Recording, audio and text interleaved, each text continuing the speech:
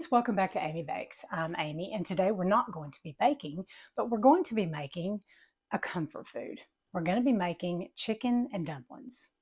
Um, I'm not going to do the usual, here's your ingredients, here's your supplies. I'm just going to walk you through it because it's kind of two recipes in one. So the recipe for the dumplings, recipe credit goes out to Joy of Cooking. I'm using their basic rolled biscuit recipe. And the chicken part actually is my husband's recipe. So we're going to be doing his. So what I'll do is I'll put all the information and the supplies you're going to need in the description and walk you through it throughout the video.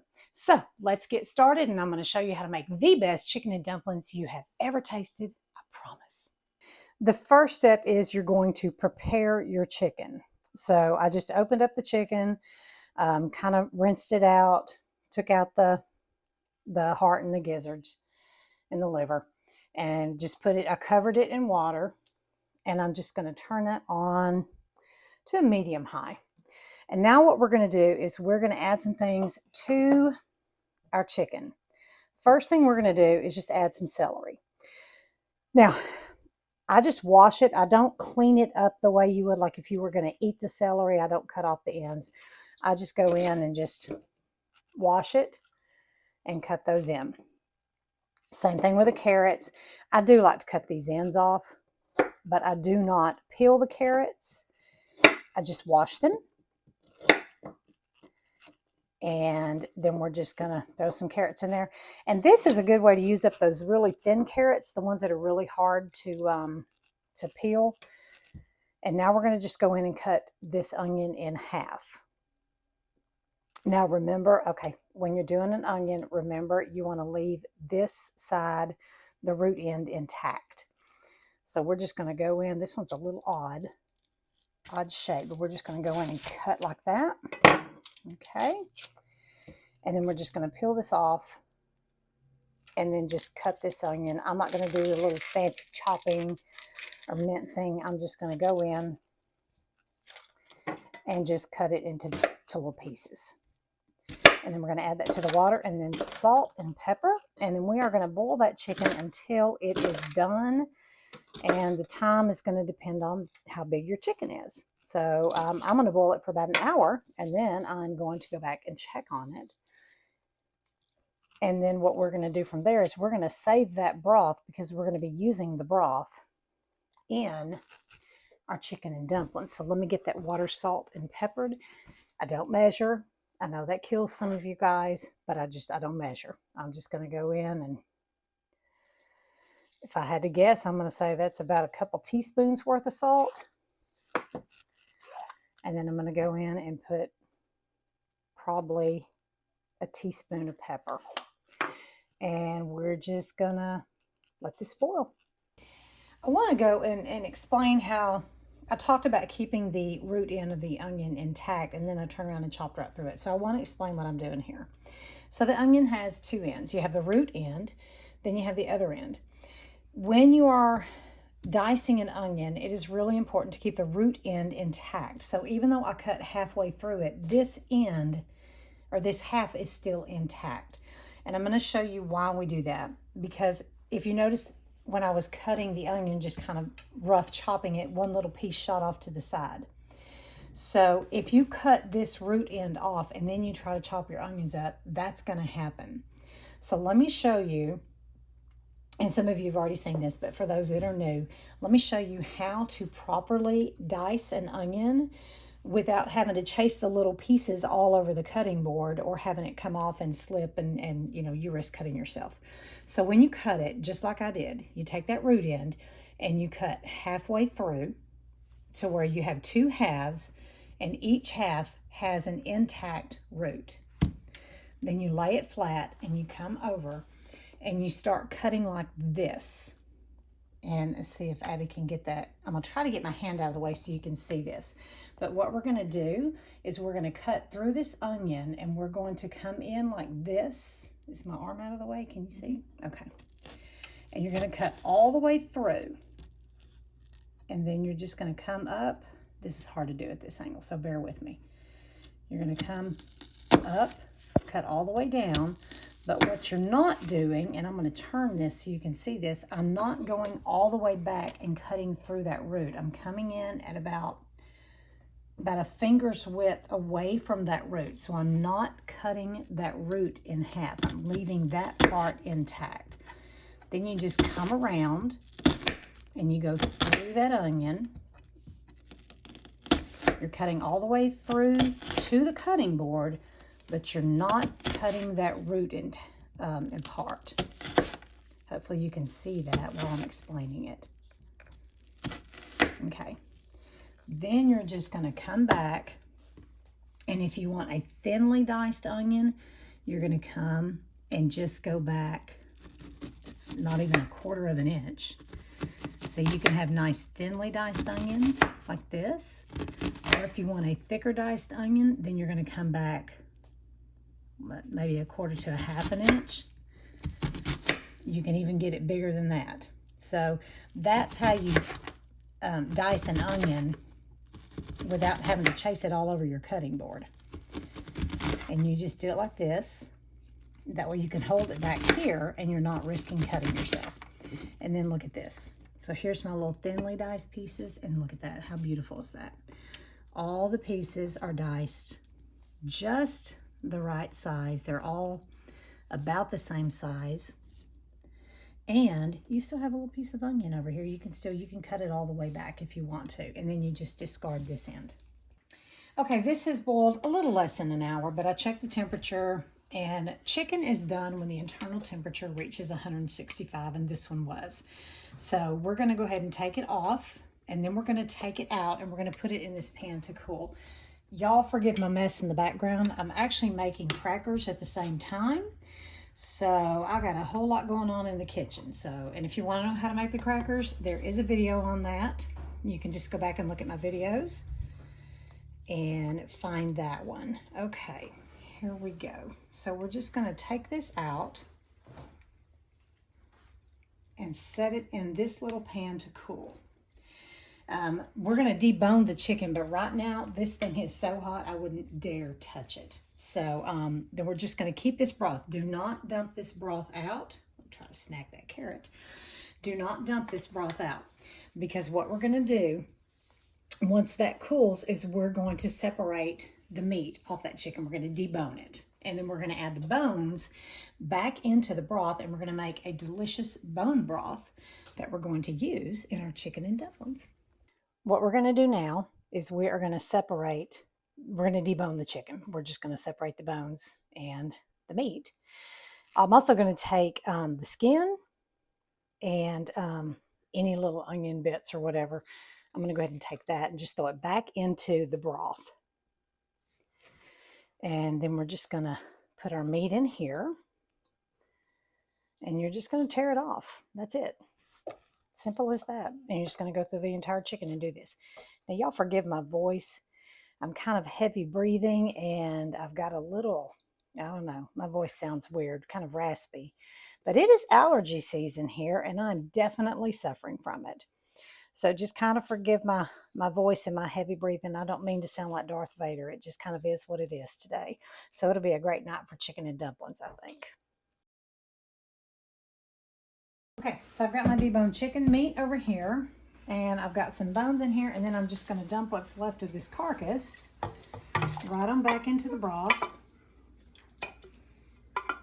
And all we're going to do now is just boil this down, and we're going to boil this down for a while. I'm going to let this boil for at least an hour to 2 hours, and I'm going to add a little bit more water to it. And we're just going to let that boil. We're going to put this in the refrigerator and just let this work. We have boiled now the bones and the broth down for about 2 hours.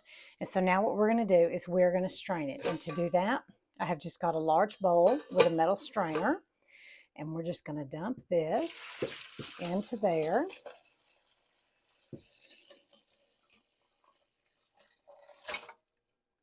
All those bones out. And then we're just going to raise this up and let that drain. And look at all that beautiful, move that out of the way, Look at all that beautiful broth that we've got, all that bone broth, and we're going to use that in our chicken and dumplings. Next step is we're going to bring just our broth up to boil. We've strained it out. So we're going to bring that up to boil, and we are going to make the dumplings, which, in my opinion, is the star of the show when it comes to chicken and dumplings. I use the recipe out of the all new Joy of Cooking book, and you would think by now I'd have this memorized, but I don't. I'm going to use the basic rolled biscuit dough, and I'm going to use 1.5 recipes. So we are going to measure out 3 cups of all-purpose flour because one recipe is 2 cups. This is another one where you're going to spoon and level it. And like I said, this, in my opinion, the dumplings is where it's at. This is the star of the show. So to get ready for this, I have wiped down my counters because we're going to be rolling this dough out. Got my hands all washed up because I'm fixing to get my hands in here. And this is just how I make biscuits. So, but we're going to roll this out. This is the part my husband normally does, the rolling and the dropping of the dough. I make the biscuits, he rolls them and drops them. But he is busy and not able to join us on the camera today, so I'm going to attempt to do this myself. But I've seen him do it enough. I think I'm good at it. All right, so that is 3 cups of flour. And next, it says 2.5 teaspoons of baking powder, but we're going to add extra. We're going to 1.5. So we're going to do, that is going to be 2.5. So we're going to go 3 3/4. So 1, 2, 3. 3.5 and 1/4. Next, we're going to put in our salt, and that calls for 1/2 to 3/4 of a teaspoon of salt. So we're just going to go with 1 teaspoon, a scant teaspoon, and call that good. And then we're going to mix this in.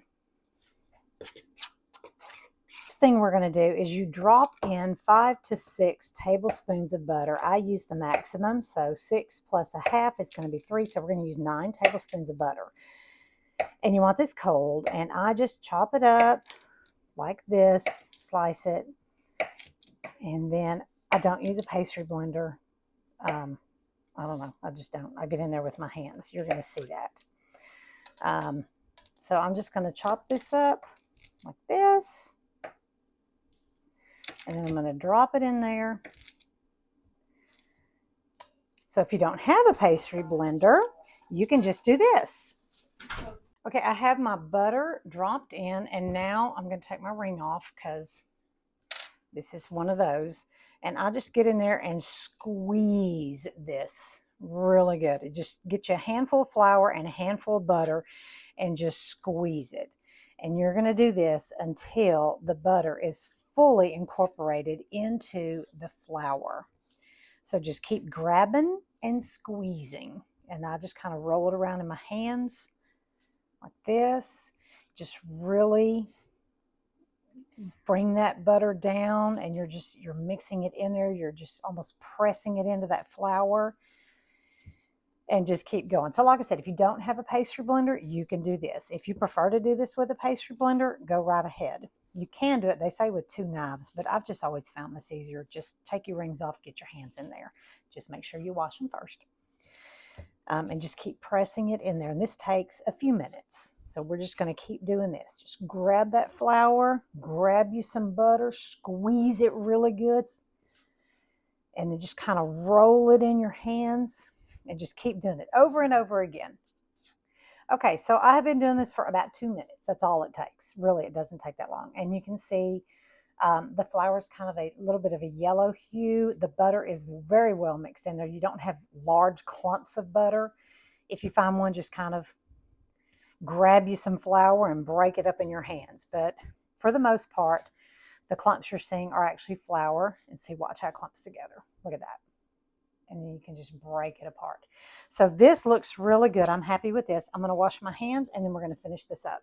The next step is we're just going to drop the milk in here all at once. The recipe for a single calls for 3/4 a cup of milk, and we're going to do 1.5. So 3/4 a cup is 6 ounces. So we're just doing 9 ounces of milk. And then we're just going to mix this in. And if you need to get in there with your hands, go right ahead. Now we are going to get in here with our hands, and we're going to knead this up just a little bit. And then we're going to, this is a very sticky dough, you can see. And then we're going to put this out onto a floured surface.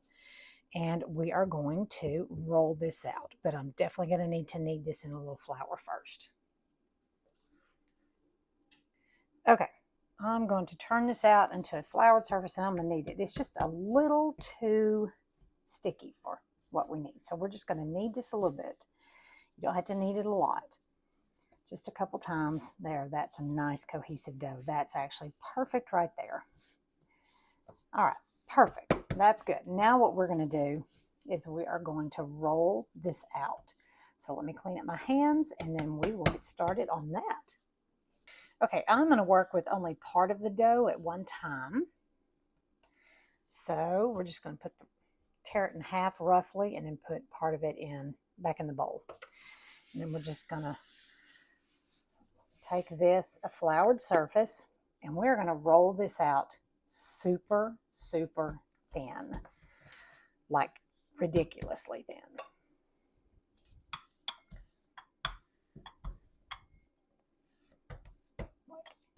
My husband does it, and the first time I saw him doing it, I was like, my gosh, that is way too thin. He's like, trust me, you need it to be really, really thin. So just keep rolling it till you get it nice and thin. Okay, now what we're going to do is we have our, ooh, watch out. We have our broth boiling away. And I'm going to turn that down just a little bit. Okay, and so what we can do, we got our dough nice and thin, and we're just going to cut it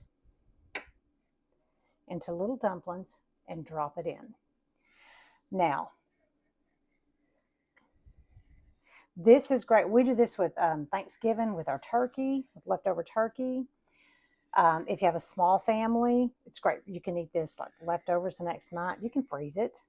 If you have a large amount and you're not going to eat it, you can freeze it. It never goes bad around here. It never lasts more than 2 days. This just happens to be my youngest son's favorite meal. So we have this little thing that when it's your birthday, you get to choose what the meal's going to be. And his birthday is in July when it's nice and hot.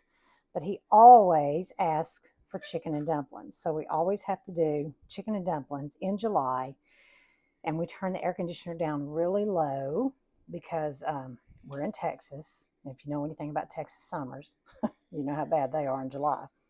But we have chicken and dumplings in July because that is the meal that James always asks for. So we just know it. So we're just cutting these. Typically, I would not cut directly onto my countertops, but that's how we do it. And we're just making these in little squares. There we go. Not so great there. There we go. And now we're just going to take these and drop them in to the broth. And we're going to do that with the next set of dough as well until we have all of our dough rolled out thin, cut, and dropped. So while we're dropping the biscuit dough in, my daughter's going to be stirring them in. Because if you don't stir them, then they tend to clump together. So just have one person stirring, or if you're not holding a camera, you can easily do this with one hand. But holding the camera makes it a little bit more difficult. So just have stir them in as you drop them. We are about halfway through adding our dumplings right now. We did add a little bit of water, about 3 to 4 cups. And you can see the color of the broth is changing to this really beautiful light color now. Another thing we're going to do in just a minute is we're going to add some chicken base to that, which is sort of like bouillon cubes, but it's instead of cubes, it's a base. And we're going to add a hefty tablespoon. That's just going to give it a little extra of that chicken flavor. So now we're just going to put in that chicken base. And you can get that at Walmart or Costco. I think Sam's has it too. A brand that we use a lot is called Better Than Bouillon.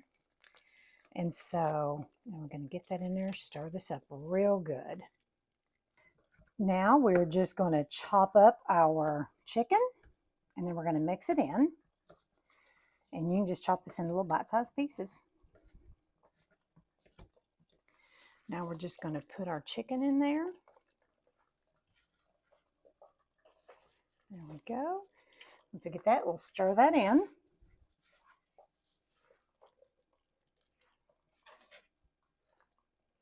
All right, let's stir that in, and I'll get the rest of that chicken put in there. All right, we've got our chicken in there, and now we're going to add some spices. We're going to do a couple of bay leaves. And we're going to add just a little bit of oregano. That's probably 1/4 teaspoon. We're going to add some thyme. I'm going to do just a little bit. What's that? About 1/2 teaspoon. You take it and crush it in your hand to really release that flavor and that aroma. And now we are going to need a pinch of pepper. And we tasted it, and it needs more salt. So I'm going to put about 1 teaspoon's worth of salt in there. Then we're going to stir this in. We're going to let it simmer. And that's it. That's all you have to do. So after you let this simmer for a little bit on low, stir it occasionally so that the biscuits or dumplings don't stick to the bottom of the pan. And then taste it and see if you need to add any other like salt or any more pepper or anything like that. So guys, that is it. How easy is that to make your very own delicious, yummy chicken and dumplings? And if you have any questions, please leave me a comment. I do read all of your comments, and I'll be happy to get the answer for you. Also, I will put the recipe for the biscuit dough that I used in the description below. Thank you guys for watching. I really hope you enjoy this recipe, and I hope you give it a try.